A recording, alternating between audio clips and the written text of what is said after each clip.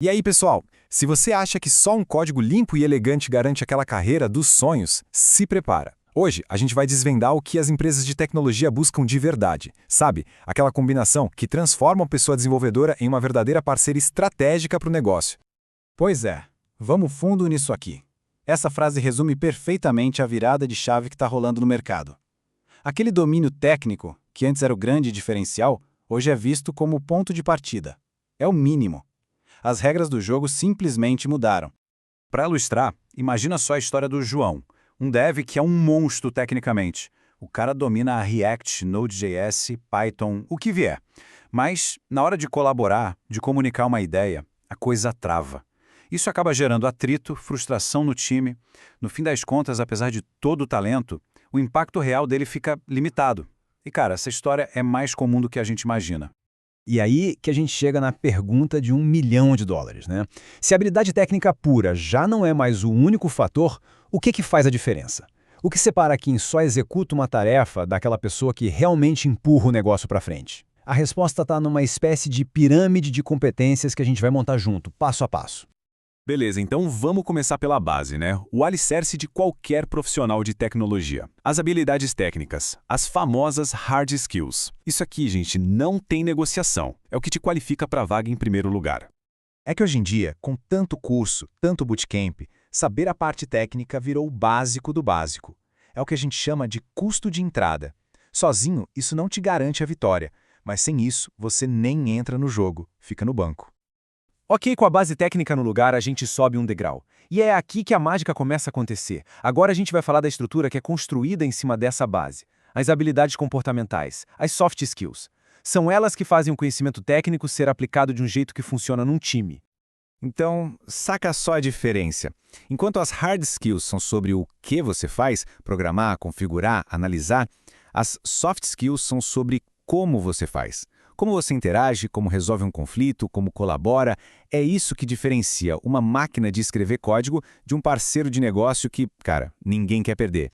E a primeira grande soft skill é a comunicação. E olha, não é só sobre ter uma boa lábia, não. É sobre fazer com que a pessoa de negócios, o designer e os outros devs estejam todos na mesma página. Uma falha de comunicação pode custar semanas de retrabalho. Já uma boa comunicação, por outro lado, é um baita acelerador. Outra coisa, fundamental, inteligência emocional. Projeto de tecnologia é pura pressão, né? Prazo apertado, desafio que não acaba mais. Aí é o que te permite manter a calma, receber um feedback difícil de forma construtiva e discutir uma solução técnica diferente sem transformar review de código numa guerra. É o que segura a barra do time quando as coisas esquentam. E claro, tem mais, né? A lista é grande. A gente está falando da capacidade de resolver problemas de um jeito criativo, de se adaptar e aprender tecnologias novas num piscar de olhos, de colaborar de verdade com o time e, principalmente, de nunca parar de aprender. Tudo isso é parte do pacote. E o mais legal é que isso tudo não é papo furado, não é abstrato. Dá uma olhada na tabela. Cada uma dessas soft skills, da comunicação, a inteligência emocional, tem um impacto direto e estratégico. A gente está falando de retorno sobre investimento, de ROI mesmo. Isso se mede em agilidade, em inovação e um time mais unido. Isso é grana, é resultado para o negócio, de verdade. E agora a gente chegou no topo da pirâmide. É o que separa os bons dos excelentes. Com a base técnica sólida e a estrutura de soft skills bem firme, o que realmente eleva um profissional são as mentalidades estratégicas. É aqui que o código deixa de ser só código e vira uma ferramenta para gerar valor de verdade. A primeira mentalidade é o ownership, ou o famoso senso de dono. Sabe o que é isso? É aquela atitude de não ficar esperando te mandarem fazer as coisas.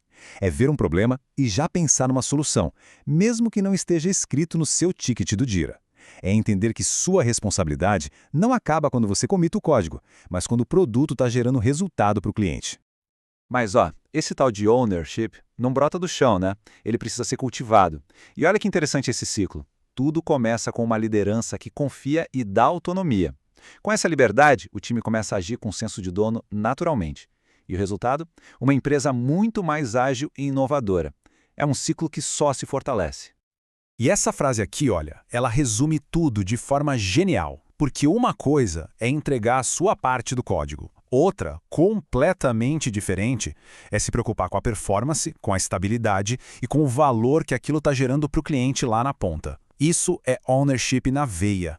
Vamos para outra mentalidade que muda o jogo, a de crescimento, o tal do Growth Mindset. É basicamente acreditar que você não nasceu pronto. Suas habilidades podem e vão ser desenvolvidas com esforço e aprendizado. Com essa mentalidade, um bug deixa de ser um "ah, que burro que eu fui" e vira um "opa, o que eu aprendo com isso?". Cara, a diferença aqui é da água pro vinho. A mentalidade fixa te paralisa, te faz ter medo de errar. Já a mentalidade de crescimento te joga para frente, cria um ambiente onde todo mundo quer experimentar, inovar e colaborar. As empresas que cultivam isso são as que se adaptam e sobrevivem. Beleza, então, vamos amarrar tudo isso agora e ver como essa pirâmide se transforma em resultado de verdade, tanto para a carreira de quem desenvolve quanto para a empresa. E olha só como tudo se encaixa perfeitamente nessa tabela. Quando um dev tem ownership, a empresa ganha agilidade. Quando o time abraça o growth mindset, a inovação dispara. E quando tudo isso se junta com uma visão de negócio, cada linha de código passa a ter um propósito alinhado com o objetivo da empresa. E sabe como a gente chama o profissional que tem tudo isso? É o famoso profissional em T ou T-shaped. Pensa na letra T.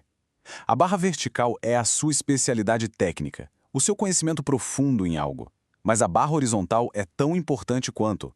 É a sua capacidade de se comunicar, de colaborar e de entender o contexto do negócio, conectando o seu trabalho com todo o resto.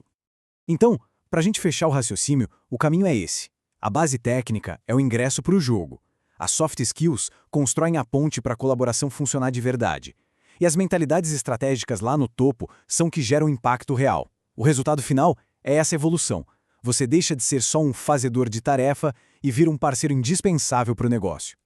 E para fechar, eu quero deixar uma provocação para todo mundo pensar aí. O código que você está escrevendo hoje, ele está só fechando um ticket no sistema? Ou ele está, de fato, impulsionando o negócio para frente? A resposta para essa pergunta é o que define a diferença entre ser apenas um programador e ser um verdadeiro parceiro estratégico.